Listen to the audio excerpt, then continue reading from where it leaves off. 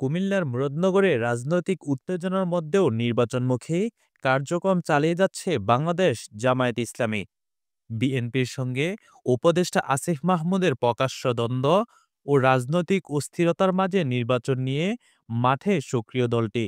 আজ মঙ্গলবার বিকেলে মুরাদনগর উপজেলার আলিয়ারচর বাজার ও আশেপাশের সড়কে অবস্থানরত সাধারণ জনগণের মাঝে সৌজন্যে সাক্ষাৎ ও গণসংযোগ করেছেন জামায়াতে ইসলামের মনোনীত এমপি পদপ্রার্থী ইউসুফ সুহেল। কেন্দ্রীয় কর্মসূচির অংশ হিসেবে আয়োজিত এই নির্বাচনী গণসংযোগে স্থানীয় জনগণের মাঝে দাঁড়িপাল্লা প্রতীকে ভোট প্রার্থনা করেন তিনি। গণসংযোগকালে ইউসুফ সুহেল বলেন, আমরা আল্লাহর আইন প্রতিষ্ঠার লক্ষ্যে জনগণের দোয়া ও সমর্থন চাই। ইনশাল্লাহ আমরা ন্যায়ের পক্ষে, উন্নয়নের পক্ষে কাজ করে যাব।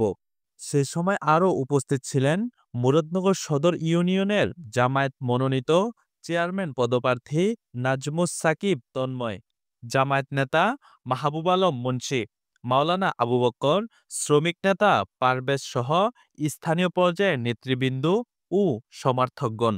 উল্লেখ্য, জামায়াত ইসলামের কেন্দ্রীয় সিদ্ধান্ত অনুযায়ী ২৩ থেকে ২৯ জুলাই পর্যন্ত দেশব্যাপী নির্বাচনী গণসংযোগ কর্মসূচি পালিত হচ্ছে।